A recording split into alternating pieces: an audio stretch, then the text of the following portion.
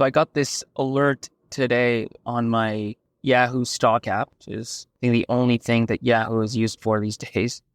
Anyways, I get this alert that Zoom hit an all-time low, which is pretty wild because Zoom is like I remember actually, this is February 2020, the pandemic, February or March 2020, right? Like the pandemic was already clearly happening. I think it hadn't yet made its way really in a big way to like Canada and the US, North America, still mainly in Asia. And I remember a friend calling me and talking to me about, this pandemic thing is, probably going to come. It's probably going to happen here. And his question was how to play it. Like what stocks could you buy to be well positioned from what was about to come? And we talked back and forth, and the obvious contender was Zoom.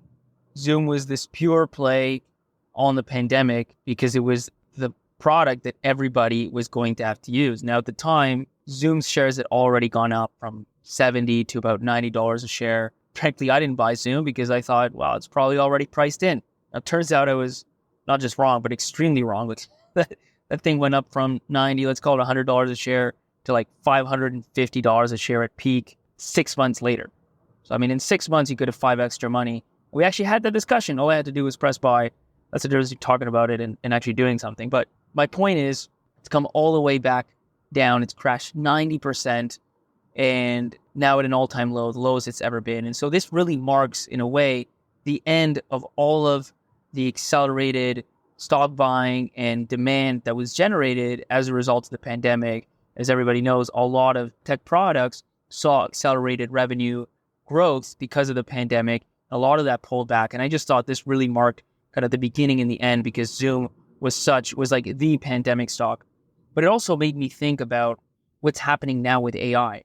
With AI, we're seeing a pretty similar hype cycle in the sense that there's a lot of accelerated spending today on AI. NVIDIA's revenue is going through the roof. It's hitting, the stock is hitting like a $3 trillion market cap. It's now one of the biggest companies in the world. ChatGPT just last week announced $3.5 billion in ARR, up from effectively zero 2 years before. So this is not just eyeballs, this is real revenue, but it's happening at an extremely fast pace. But what I wanted to think about was what can you learn from what happened with Zoom and some of those pandemic stocks to what might happen now with AI, especially from the perspective of an early stage founder. And the thing that I go back to is positioning. And this is something that we're thinking about as investors into AI companies, is how any given opportunity is positioned relative to what we think of as the two monsters. The two monsters in the space are, on the one hand, foundational models. So OpenAI, Anthropic, Cohere, the open source models like Llama, Mistral, and so on. That's one monster. The other monster in space, like in any space really, are the incumbents. And startups have to find a way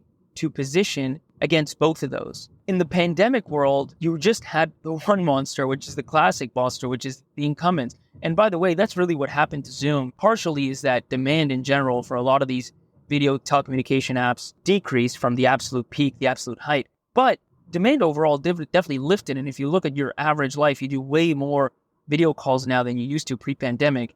The problem is Google's there, Microsoft is there. If you're a Microsoft enterprise, you're for sure using Teams. And so Zoom might be a better product, but because it's a paid product and because it's mainly B2B buyers, the fact that it's the best doesn't necessarily mean it's going to get the most market share, because sometimes what matters more than product quality is distribution. And in that, both Microsoft and Google are leaps and bounds ahead.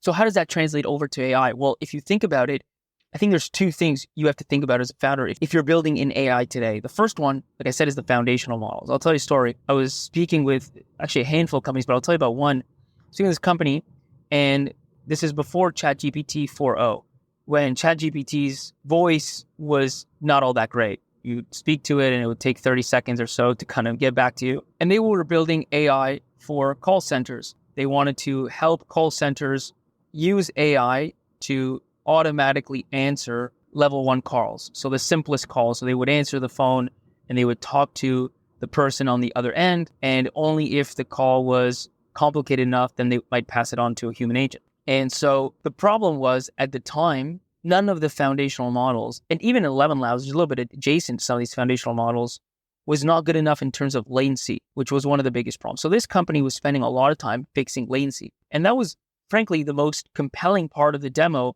You could call this number and you could speak to their AI.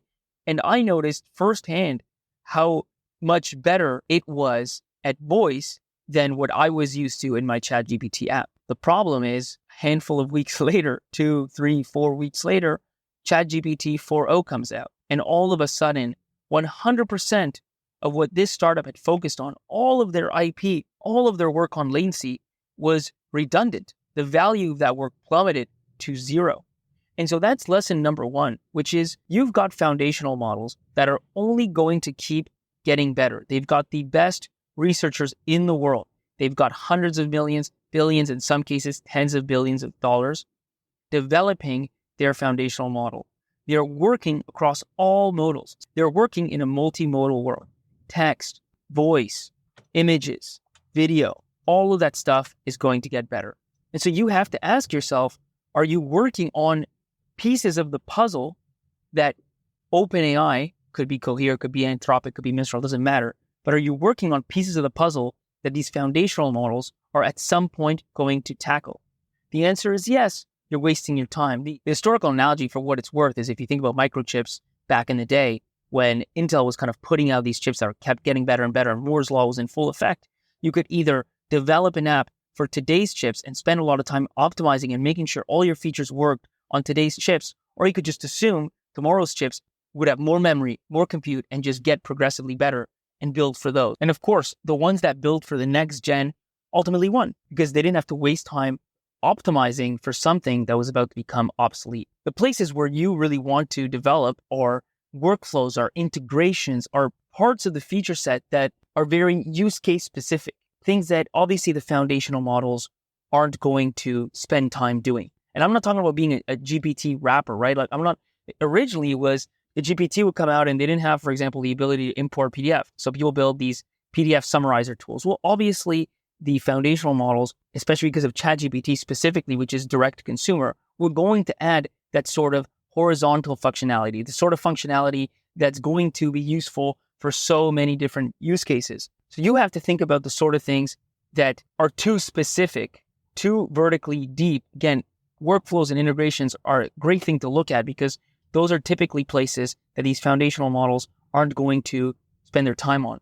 And I think the key question you have to ask yourself as a founder is, am I excited or am I scared for the next GPT update? So when Sam Altman goes on stage and he's announcing GPT-5, are you excited because you can't wait for the features and how they're going to make your product better? Or are you scared because you're not sure if something that he's going to announce is going to make a bunch of your IP completely useless? So that's the first thing. I think the second thing is versus incumbents, right? That's the other monster in the room. And I think that one's a little bit more common in the sense that that's always been the case. Startups always have to think about where are incumbents playing. I think that with AI, because it's such a new technology, incumbents in general take longer to put these features out. And a lot of startups I find aren't thinking hard enough about where incumbents are going to go. Perplexity, I think, is a great case in point. I love the product. I use it all the time. But the reality is they're going directly after search. And the original premise was, well, Google's never going to do it because they make all their money on ads and they're not going to disrupt themselves. The problem is we're talking about companies who read and understood the innovator's dilemma. And so they know what disruption is and they're not going to let startups have their cake. They're going to have their cake even if it means disrupting themselves. And that's why Google ultimately put out a product that is exactly what Perplexity does. And yeah, right now it's really funny to laugh on Twitter about how bad it is, about how it tells you to put glue on pizza and eat rocks. But the reality is, the question is, it's a product versus distribution race. So who's going to win? Perplexity today has 22 million visits a month, and Google has 86 billion visits a month. So is Google going to fix its product faster than Perplexity can add another 85.9 billion monthly visits? Probably. Is Perplexity going to go to zero? No, I'm not saying that. They've built $1 billion company and they'll probably get acquired, but it's not a strong position to be in. So the first thing you need to think about is building something that's not a number one priority for the incumbent in your space. So as a startup, you need to think about this kind of product versus distribution race and whether you have a good chance of realistically winning that. The incumbents always have better distribution than you, and you usually have a better product. You're usually ahead on product, at least on the AI side of the product. The question is, are you going to be able to get distribution faster than they can catch up on product? That's the question that you need to think about. And it's very case specific, but you've got to look at who are my incumbents, first of all. Is it Google? Is it Amazon? Or is it some legacy player that doesn't know how to spell the word tech? That's like one of the first questions. The other question you got to look at is there one huge incumbent with incredible market share, or is it spread, in which case maybe you could partner with a bunch of different ones and gain power that way. The last thing you need to think about is, am I going after one of the most important use cases for my incumbents and where they're likely to spend all their time, or am I going after things that they're more likely to ignore? So those are the two monsters, and you can't ignore them. You've got the foundational models, you've got the incumbents, and you've got to find your wedge between the two.